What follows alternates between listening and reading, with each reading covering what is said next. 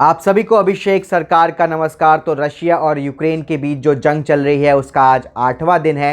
तो 10 डेवलपमेंट आज के जान लेते हैं। 10 बड़े डेवलपमेंट कौन से हैं। पहला डेवलपमेंट, यूक्रेन का दूसरा सबसे बड़ा शहर खार्किव पे बहुत ही तगड़ी तरीके से बॉम्बार्डमेंट हुई है और ये माना जा रहा है ऑलमोस्ट खार्किव पे कब्ज़ा हो चुका है रशियन आर्मी का।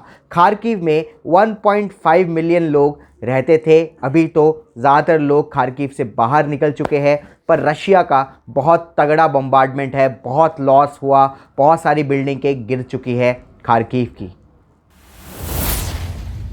दूसरा सबसे बड़ा डेवलपमेंट हुआ है यूनाइटेड नेशंस में। यूनाइटेड नेशन में रशिया के खिलाफ 193 में से 141 देशों ने वोट किया है रूस के अगेंस्ट, और बहुत कम देशों ने रूस के फेवर में वोट किया है। इंडिया ने फिर से एब्सटेन किया है। इंडिया ने किसी का समर्थन नहीं किया खुले तौर पे, रशिया का भी नहीं, यूक्रेन का भी नहीं। इंडिया ने खाली इतना कहा है कि कोई भी मसला जो है वो बातों के ज़रिए ही सॉल्व हो सकता है, डिप्लोमेसी के ज़रिए ही सॉल्व हो सकता है।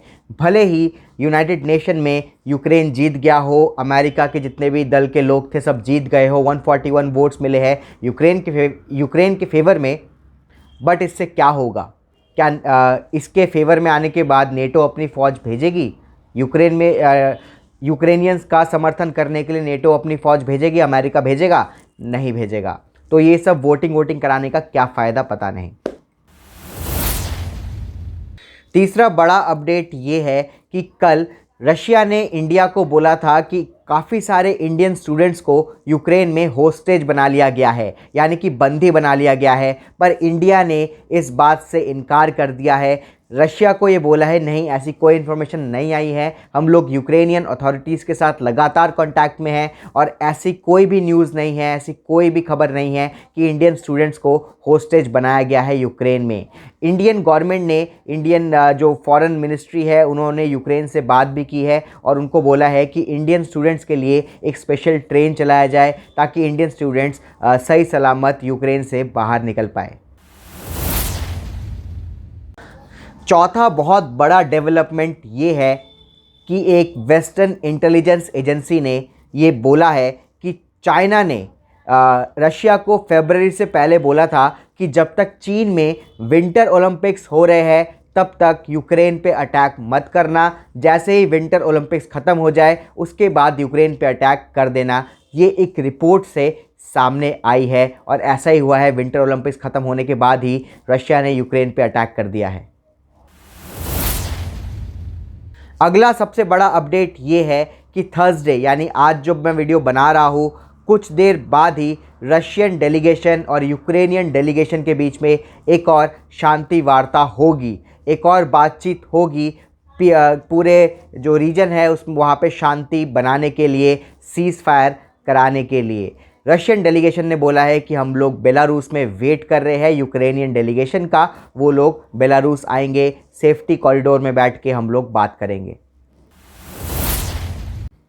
छठा बड़ा अपडेट ये है कि रशियन फोर्सेस ने 2 बहुत बड़े यूक्रेनियन सी पोर्ट पे कब्ज़ा कर लिया है, वहाँ पे बम्बार्डमेंट किया था।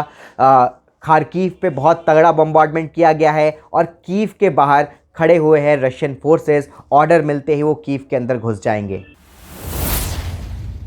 7वां अपडेट ये है कि रशिया ने बोला है कि वेस्टर्न कंट्रीज़ के सैंक्शंस का रशिया पे कोई असर नहीं होगा।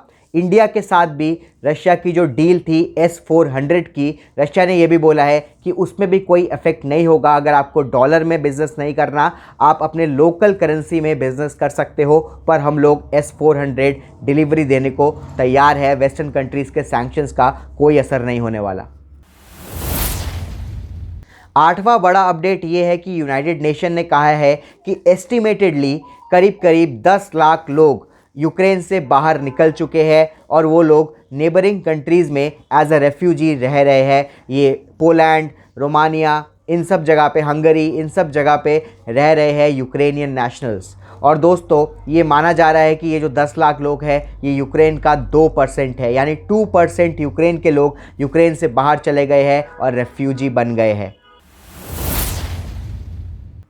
नौवा अपडेट है कि यूनाइटेड नेशन ह्यूमन राइट्स ने ये कहा है कि अब तक करीब करीब 136 लोगों की मौत हो चुकी है, 136 सिविलियंस की मौत हो चुकी है, जिसमें 13 बच्चे भी शामिल है। पर दोस्तों, यूक्रेनियन गवर्नमेंट ने कहा है कि 2000 से ज़्यादा सिविलियंस की मौत हुई है। और यूक्रेनियन गवर्नमेंट ये भी दावा करता है कि जब से रशियन इन्वेजन स्टार्ट हुआ है तब से 7000 से ज़्यादा रशियन सैनिक मार दिए गए हैं यूक्रेनियन द्वारा। 10वां अपडेट है कि दोस्तों, ऐसे हम सबको पता है कि रशिया, यूक्रेन और उस साइड के जितने भी देश है वहाँ पे कैट्स बहुत ज़्यादा पॉपुलर है और कैट्स को लेके बहुत ही ज़्यादा इमोशनल है वहाँ के लोग, और रशियन कैट्स बहुत ज़्यादा फेमस भी होते हैं। तो 10वें अपडेट में जो फेडरेशन ऑफ कैट रजिस्ट्रीज़ है, दुनिया में जो कैट रजिस्टर्ड करता है जो एसोसिएशन, उन्होंने रशियन कैट्स को बैन कर दिया है और उन्होंने बोला है रशिया का कोई भी कैट अब रजिस्टर नहीं किया जाएगा और रशिया के बाहर किसी भी कैट शो में रशियन कैट्स अलाउड नहीं होंगे। तो दोस्तों, ये थे कल के 10 बड़े अपडेट, और आगे ऐसे वीडियोस हम बनाते रहेंगे। हमारे वीडियोस देखने के लिए सब्सक्राइब कर लीजिए जल्दी से, क्योंकि हम लगातार अपडेट देते रहते हैं आपको। और दोस्तों, लाइक कीजिए, शेयर कीजिए। जय हिंद।